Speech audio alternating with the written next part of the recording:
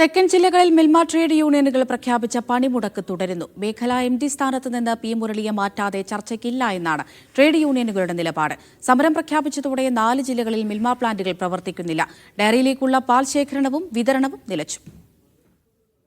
വിരമിച്ച ശേഷവും തിരുവനന്തപുരം മേഖലാ MD-യായി P. മുരളിക്ക് പുനർനിയമനം നൽകിയതിൽ പ്രതിഷേധിച്ചാണ് CITU-വിന്റെയും INTUC-യുടെയും സംയുക്ത സമരം. ഇതോടെ തിരുവനന്തപുരം, കൊല്ലം, പത്തനംതിട്ട, ആലപ്പുഴ ജില്ലകളിലേക്കുള്ള മിൽമ പാൽ വിതരണം നിലച്ചു. പുലർച്ചെ ലോഡ് പോയതൊഴിച്ചാൽ 6 മണിക്ക് ശേഷം ഒരു ലോറിയും ഡയറിയിൽ നിന്ന് പുറപ്പെട്ടിട്ടില്ല. P. മുരളിയെ MD സ്ഥാനത്ത് നിന്ന് നീക്കാതെ ഒരു ചർച്ചയ്ക്കുമില്ല എന്നാണ് CITU-വിന്റെയും INTUC-യുടെയും നിലപാട്.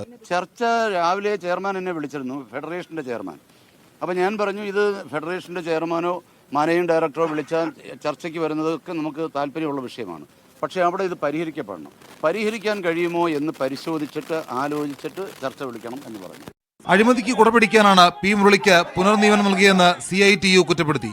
AITUC ഇതിൽ നിന്നെല്ലാം മാറി നിന്ന് മറ്റുള്ളവരുടെ എന്ന് വെച്ചാൽ മാനേജ്മെന്റിനെ സംരക്ഷിക്കുന്ന നിലപാടാണ് സ്വീകരിക്കുന്നത്. പണിമുടക്ക് പ്രഖ്യാപിച്ചതോടെ ഫെഡറേഷൻ ചെയർമാൻ യൂണിയനുകളെ ചർച്ചയ്ക്ക് ക്ഷണിച്ചിരുന്നു. എന്ത് വിഷയത്തിലും ചർച്ചയാവണമെങ്കിൽ മുരളിയെ മാറ്റാതെ വഴങ്ങില്ല എന്ന് ട്രേഡ് യൂണിയൻ നേതാക്കൾ ഫെഡറേഷനെ അറിയിച്ചു. പുനർനിയമനം റദ്ദാക്കിയില്ലെങ്കിൽ മറ്റു മേഖലകളിലേക്കും സമരം വ്യാപിപ്പിക്കുന്ന മുന്നറിയിപ്പും യൂണിയനുകൾ നൽകിയിട്ടുണ്ട്. സമരം തീർന്നില്ലെങ്കിൽ നാളെയോടെ തെക്കൻ കേരളത്തിലെ മിൽമ വിതരണം കൂടുതൽ പ്രതിസന്ധിയിലാകും. മീഡിയ 1 തിരുവനന്തപുരം.